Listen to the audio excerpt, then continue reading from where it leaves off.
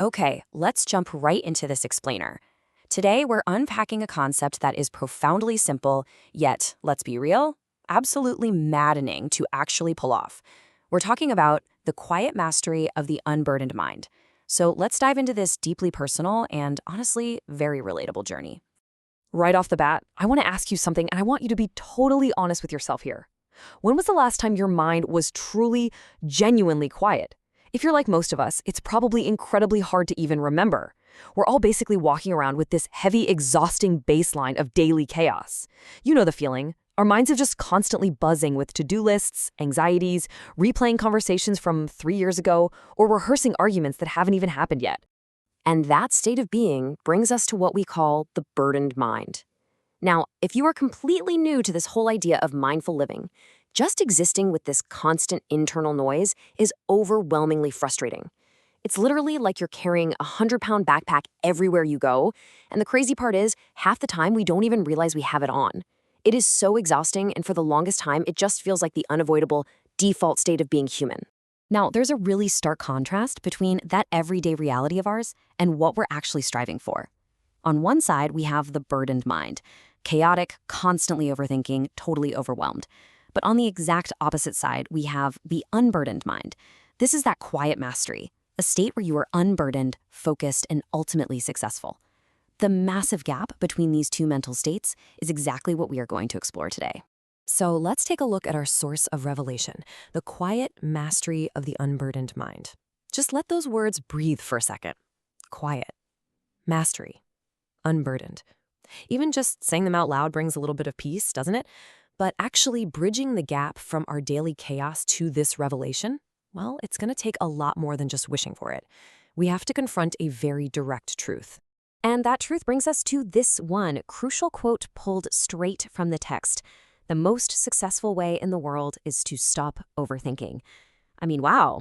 It is so incredibly straightforward, right? But make no mistake, this might literally be the most difficult piece of advice you will ever try to implement in your life.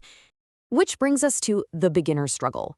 Oh man, this is the deeply personal road of trials. It perfectly captures that intense resistance we feel the very second we try to actually follow that advice. You sit down, you tell yourself to stop overthinking, and suddenly the silence is just deafening. Until, of course, your brain panics and fills that void with a completely new, even louder thought, like suddenly remembering something super embarrassing you said at a party back in 2014. You basically end up hitting a mental brick wall, trapped in this completely maddening paradox of stopping. First, you're trying forcefully to be quiet, essentially yelling at your own brain to shut up. Then you realize you aren't quiet at all. And what happens next? You start overthinking about your own overthinking. Trying to forcefully put the brakes on almost always triggers a totally frustrating avalanche of even more thoughts. So you fall into this messy, almost comical loop. Step 1, notice the overthinking. Okay, great start. But then comes step 2, try to force the quiet. And that inevitably leads right into step 3, where you are literally overthinking the quiet itself. Wait, am I doing this right? Is my mind quiet yet? Why am I still thinking about not thinking?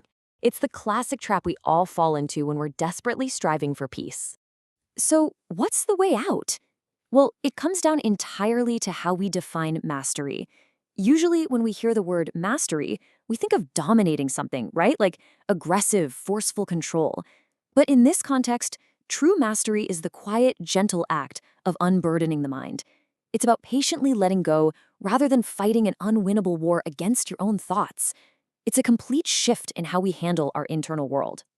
Once we finally stop fighting and actually start unburdening, we hit a really interesting pivot point. We are now completely recontextualizing true success. You know, in our busy, hyper-connected world, we almost always measure success by what we accumulate: wealth, status, how many emails we fired off today. But this completely flips the script. It directly links the end of our internal struggle to the ultimate concept of living a successful life. Success is totally redefined here. It's not a material gain. It's not a big promotion or a huge paycheck.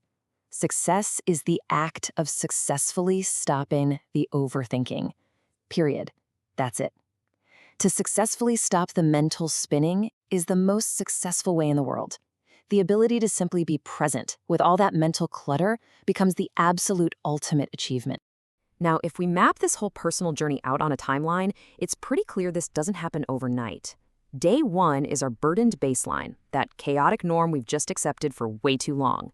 Month 1, and honestly usually a lot longer, is the beginner's struggle. It's that messy paradox of trying way too hard to be quiet. But over a lifetime of gentle, patient practice, that's when we achieve quiet mastery. It's for sure not a quick fix. It's the endeavor of a lifetime. So let's bring it all back to our anchor quote one last time. The most successful way in the world is to stop overthinking. Now that we've really unpacked the personal struggle, the ridiculous paradox we put ourselves through, and the gentle letting go that's required to get past it, these words just hit differently, don't they? They carry so much more weight and wisdom now. Which brings us right here, asking ourselves the ultimate question. What does quiet mastery look like in your life today? Does it mean just taking a single intentional breath before replying to that annoying email? Does it mean simply noticing your thoughts instead of trying to rustle them to the ground? I want to leave you with that to think about. Take some time today to just observe your own mind. Thanks so much for joining me on this explainer, and I really hope this empowers you to take that first gentle step toward an unburdened life.